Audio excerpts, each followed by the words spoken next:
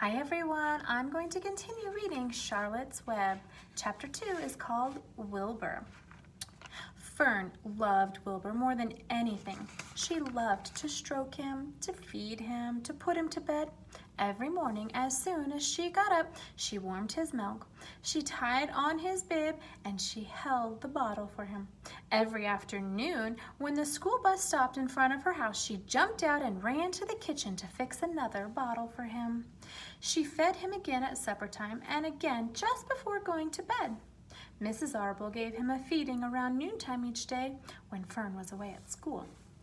Wilbur loved his milk, and he was never happier than when Fern was warming up a bottle for him. He would stand and gaze up at her with his adoring eyes. For the first few days of his life, Wilbur was allowed to live in a box near the stove in the kitchen. Then, when Mrs. Arble complained, he was moved to a bigger box in the woodshed. At least, at 2 weeks of age, he was moved outdoors. It was apple blossom time, and the days were getting warmer. Mr. Arble fixed a small yard especially for Wilbur under the apple tree and gave him a large wooden box full of straw with a doorway cut in it so he could walk in and out as he pleased. "Won't he be cold at night?" asked Fern. "No," said his father. "You watch and see what he does."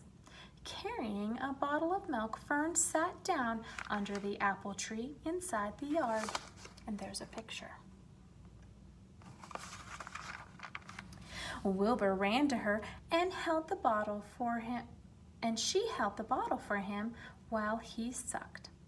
When he had finished the last drop, he grunted and walked away sleepily into the box. Fern peered through the door. Wilbur was poking the straw with his snout. In a short time, he had dug a tunnel in the straw. He crawled into the tunnel and he disappeared from sight, completely covered with straw. Fern was enchanted.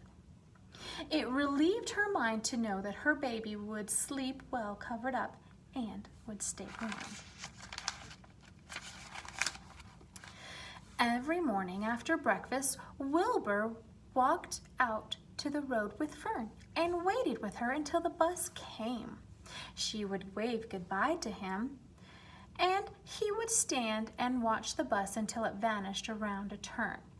And while Fern was in school, Wilbur was shut up inside of his yard. But as soon as she got home in the afternoon, she would take him out and he would follow her around the place. If she went into the house, Wilbur went too. If she went upstairs, Wilbur would wait at the bottom of the step until she came down again. If she took her doll for a walk in the doll carriage, Wilbur followed along. Sometimes on these journeys, Wilbur would get tired, and Fern would pick him up and put him in the carriage alongside the doll.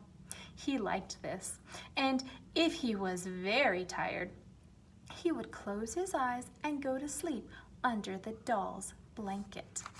Here's a picture of that. He looked cute when his eyes were closed because his lashes were so long. The doll would close her eyes too, and Fern would wheel the carriage very slowly and smoothly, so long as not to wake her infants. One afternoon, Fern and Avery put on bathing suits and went down to the brook for a swim. Wilbur tagged along at Fern's heels. When she waded into the brook, Wilbur waded in with her. He found the water quite cold, too cold for his liking. So while the children swam and played and splashed water at each other, Wilbur amused himself in the mud along the edge of the brook, where it was warm and moist and delightfully cozy. Every day was a happy day, and every night was peaceful. Wilbur was what farmers like to call a spring pig, which simply means that he was born in the springtime. When he was 5 weeks old, Mr. Arble said he was now big enough to sell, and we would have to sell, and he would have to be sold. Fern broke down and she wept, but her father was firm about it. Wilbur's appetite had increased. He was beginning to eat scraps of food in addition to milk. Mr. Arabelle was not willing to provide for him any longer. He had already sold Wilbur's 10 brothers and sisters. "He's got to go, Fern," he said.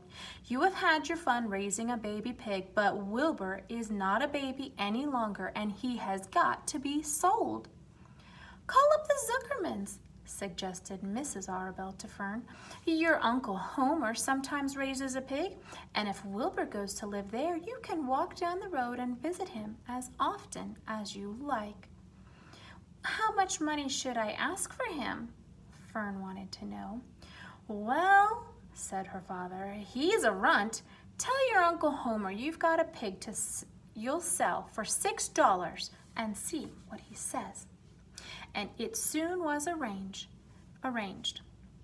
Fern phoned and got her Aunt Edith, and her Aunt Edith hollered for Uncle Homer, and Uncle Homer came in from the barn and talked to Fern. When he heard that the price was only $6, he said he would buy the pig.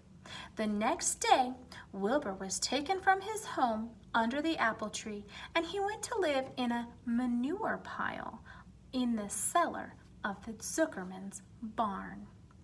Okay, friends, this is the end of chapter 2. Tomorrow we will read chapter 3. Chapter 3 is called Escape, and your job is to say, "Done, done, done." I hope you guys all have a great day, and I will read to you guys again tomorrow. Bye.